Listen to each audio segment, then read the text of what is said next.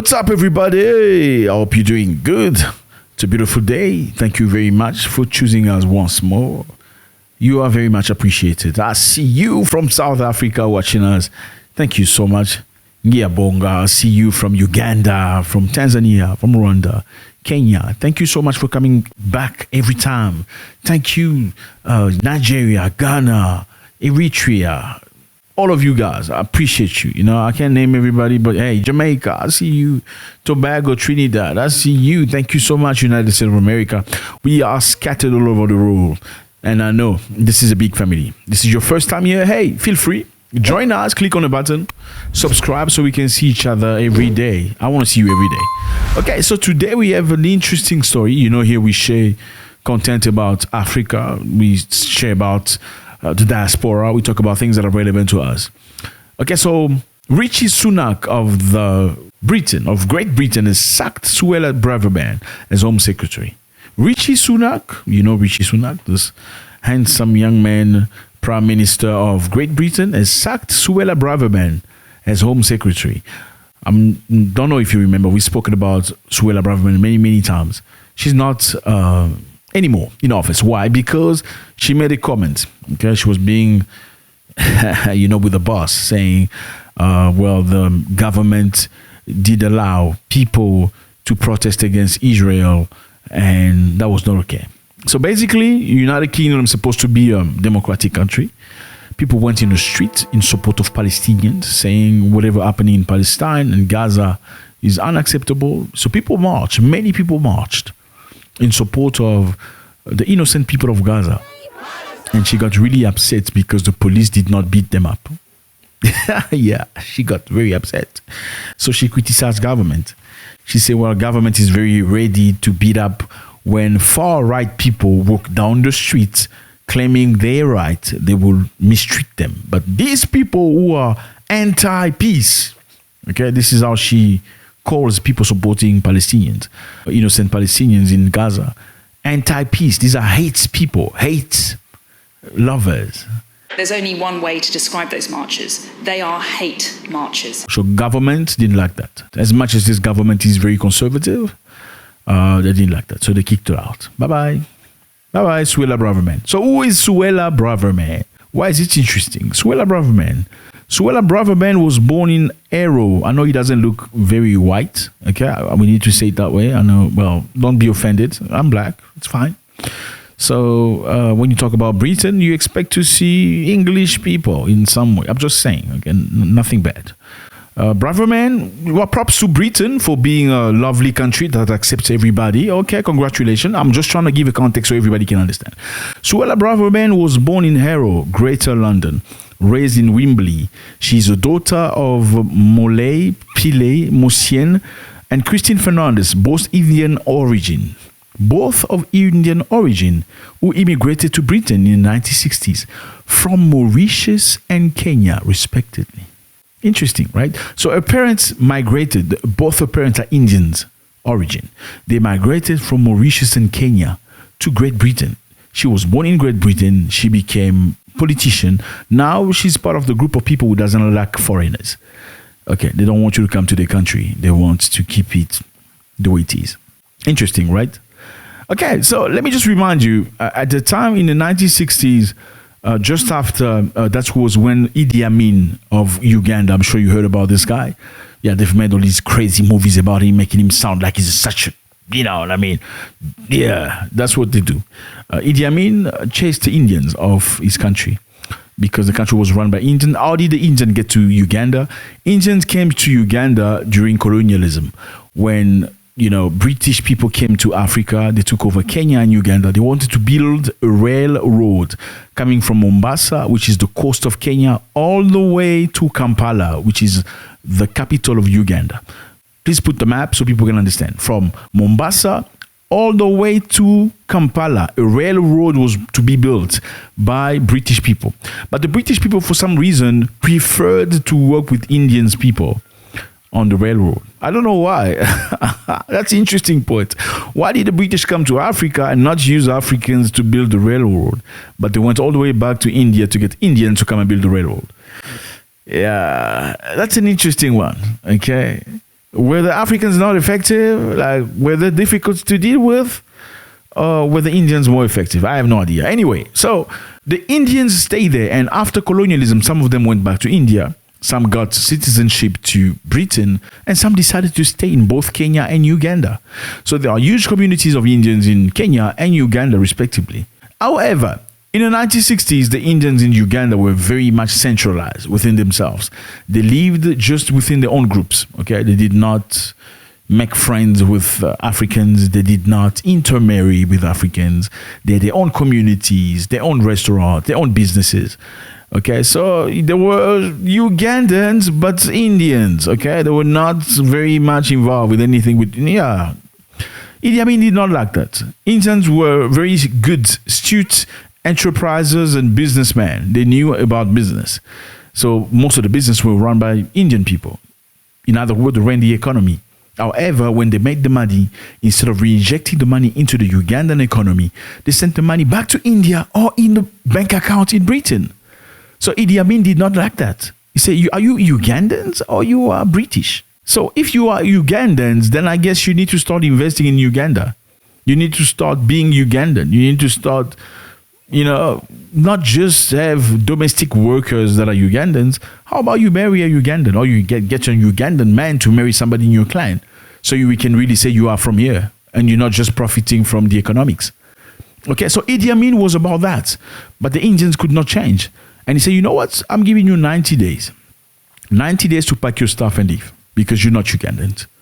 They have been milking the economy of the country. The bottom line is, you want to be here, you want to get profit from our people, but you don't really want to be involved. You don't really want to be Ugandan, because you're not putting even your money into the banks of Uganda. Okay, then in 90 days, it was crazy. Many people did not deserve that. We need to say that. The procedure was maybe rough, truly. And many Indians fled the country. Some went to Britain. They got British citizenships. Some went back to India. Okay, and at that same time, many Ugandans were happy because they took the businesses over, businesses that belonged to the Indians. But unfortunately, many Ugandans did not have the literature, the intelligence of finances. So they did not know how to run businesses. And very slowly, some of the businesses went to. I know, that was crazy. Taking somebody's business, he's worked very hard for it many years, and you give it to somebody else. Okay, that's just, I know. However, during that time, many people left. Okay, so then the generation of Suella, Braverman, as well as Sunak, who is the Prime Minister of British people, were born in England. They know the story. They heard the stories. Obviously, if your people were sort of, mistreated in some place, doesn't matter how you want to call it. Some people may say they were mistreated in Africa. Some people may say they were chased off Africa. Some people will say that they were profiting from Africa. It doesn't really matter what it is, that, you won't be very happy. Sunak, who was Prime Minister of Great Britain, as well as Braverman, both born of Indian parents, come from Africa, born in England. They do not like foreigners in England. So they pushed a policy where what they call illegal foreigners, illegal immigrants, could not get into the country. Braverman is very much known for the project called Stop the Boat. The British people are famously a fair and patient people. But their sense of fair play has been tested beyond its limits. This government must act decisively, must act with determination, must act with compassion, must act with proportion. So make no mistake, this Conservative government, this Conservative Prime Minister will act now to stop the boats. And I commend the statement to the House. I'm sure you heard about this before. Okay, Stop the Boat was a project they created. The goal was to stop every boat coming from France, because apparently a lot of immigrants, they come to Europe, France, then they take a boat from France, crossing the channel all the way to Britain. Why? Because they feel like life in Great Britain is much better than life in the rest of Europe. Some of you can confirm that. We know that the pound is costs is much heavier than the euro. It holds more weight. So many Africans and many other immigrants from other places in the world, when they get into Europe, they get into France, they get into Belgium, they get into Germany, they choose to go all the way to France and take a boat to cross the channel going to England. They came into small boat. This the reason to stop the boat motion. They created that. The goal was to stop people from coming to England anymore. Okay, then they came up with a policy saying, you know what, we're not going to accept any more immigrants. Okay, you know when you talk about immigrants, you know which immigrants we're talking about, because it's not Ukrainians. No. The Ukrainians were applauded, they were accepted. When war started in Ukraine, they say the Ukrainian can come in, no problem, no issue. In fact, many families in Great Britain received an incentive from the government. They got money from government to accept Ukrainians in their families. Yeah, yes. Many Ukrainians came into Britain happy. You go straight into a family. You're getting some money every week. And then guess what's happened next? Next, some Ukrainians were complaining, saying, oh, well, we're not very happy here, even though our country is being bombarded right now. We're not very happy because there are too many Muslims here and too many blacks. So it's not our country. We're fine here. We're eating English breakfast every morning. However, there are too many Muslims and too many blacks. So we don't like it very much. Okay, so Britain encouraged British people to accept Ukrainians. But they have a policy for other foreigners, which is stop the boat. Do not let them in. Okay, and that policy went up to having a contract. Great Britain, through this government, which is a far-right government, a government that don't like foreigners, they made a contract with Rwanda saying, okay, from now on, all Africans that come to Great Britain will not be held here in Great Britain because they cost us too much money. We're paying too much money for hotels for them to stay, too much money for their health care, too much money for many other things. From now on, Africans that come here illegally going to be sent to Rwanda, where they're going to be held and processed. They're going to study each case, see whether they deserve to seek asylum or maybe they could stay in Rwanda. You'll stay in Rwanda. Rwanda is a beautiful country. There's a lot of hills. It's a country of thousands of hills. There's many cows in Rwanda and many beautiful ladies too. So you might just relocate to Rwanda. So Rwanda received money from Great Britain. Received money from Great Britain to start this project. And many Africans were not very happy about that. This is the project of Suella Braverman. Now, Suella Braverman attacks Rishi Sunak, who is a cousin. No, not really cousin, but yeah, they look very similar. Anyway, they both have Indian parents or something who came from Africa. They ran away from Africa. She said, he's not living up to expectations. Braverman has launched a full-scale attack on her old boss, Rishi Sunak, a day after she's been sacked. In a blistering letter to the Prime Minister, she said he had repeatedly failed on key policies and broken pledge over immigration. It's crazy, fellas. These people are focused on immigration. It's like immigration. But fella, you're not from here. I'm sorry. You were born here, but your parents are Indians. They came from Africa. But you're fighting immigration. Suella Braverman. And Braverman is the name of her husband, if you were just curious. Her name is Braverman. Braverman is a British man. Interesting, huh? You're an Indian, beautiful girl. You can have a Braverman, British man, but you don't want other people to have Bravermans too. You just want to be the only one to have a Braverman in your life. How selfish is that? That's very selfish. So I'm Indian. I can have a Braverman, and my babies can be called Bravermans, but you don't want any other people to have the same opportunity, if that's an opportunity. How crazy is that? So they're fighting each other. They have called back the old Prime Minister, Boris Johnson. Johnson is a very strong person. He has very strong views. He pulled Britain out of Europe. He created, pushed Brexit, where Britain was away from Europe to avoid people from leaving Europe coming to Britain. That was him. That was his policy. He was very much a supporter of the war in Ukraine, because the war in Ukraine was already on the way to finding solutions. When he went to Ukraine, traveling, seeing the president of Ukraine, encouraging him to continue fighting. So they're back on track. So let me know how you feel about this. Suella Braverman being sacked by Rishi Sunak. Young man, 43 years old, he's very young. Both of Indian origin. Both parents came from Africa, but they fight immigration in the hardest way possible. It's unbelievable. Is this right? Does it make sense to you? Logical sense to you? On the other hand, let me put it to you. Britain cannot accept just everybody. I'm sorry. Okay? I know it feels weird that they say they don't want you, but hey, yeah, they have limits. They cannot just accept everybody. No, it's not possible. It's a small country. They cannot accept everybody. How about we start building Africa? We can have some level of pride. And actually, you know what? You keep your Brits and we're going to take care of ourselves. We have everything, right? We need to fix ourselves. Infrastructure, being honest, stop being corrupt. That's number one.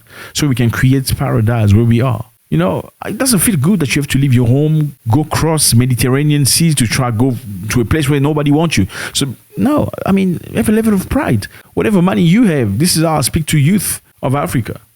The money that you have, $1,000, $2,000 for you to try go over there. Why don't you create a small thing in a corner of your neighborhood? Sell stuff, I don't know, sell tomatoes, sell cigarettes, whatever. If you're too shy, I mean, yeah, you're too shy to do that. That's not your level. You want to be, yeah, do something. And if you focus enough, maybe you can build something bigger, slowly, but you can get better. I don't think it feels right that you're being told, no, you can't come here. And how about we make our immigration much tougher, because countries in Africa allow many Europeans to come to Africa with no visas. Let me give you an example. South Africa, for instance. A British person will come to South Africa with no visa. 90 days. 90 days. He just shows his British passport. Welcome. 90 days. But a South African cannot go to Britain with no visa. It's not possible. A French person will come to South Africa, a Belgian, 90 days. Why don't Africans do the same? So you can, give yourself a level of respect. That's how you get respect. So you can't come in my house, but I can come in your house whenever I want. Who's superior? Things need to change, fellas. Thank you very much. Let me know how you feel about this. It's always a great pleasure. How about we open opportunities for fellow Africans? Allow other Africans to come to your country for 90 days. How about that? You're allowing some people who don't want you, they don't even respect you at all. They create laws every single day. By the way, many people in Britain were about to be sent to Rwanda this week. Many immigrants were about to send to, you came from Senegal, you came from Cameroon, you came from Nigeria, went to Britain, they took you all together, they're sending you to Rwanda, that's where you're going to be processed. And Rwanda received money to, house you, feed you and stuff like that. Imagine you live in your country in Nigeria, you leave Ghana, just so you can be a refugee in Rwanda. I don't know if that's a good idea. But fortunately, for those people at least, justice in the country, in Great Britain, say this is unacceptable. It violates human rights. These people will not be sent to Rwanda. This happened this week. The legal test which has to be applied in this case is whether there are substantial grounds for believing that asylum seekers sent to Rwanda would be at real risk of refoulement. In the light of the evidence which I have summarised, the Court of Appeal concluded that there were such grounds. We are unanimously of the view that they were entitled to reach that conclusion. Okay, so their case still needs to be looked into. But the fight is not over. Government is fighting to send these people. Thank you very much, fellas. Braverman fired by Rishi Sunak for saying that the police is not beating enough the people standing for Palestine. They should have been, it's crazy.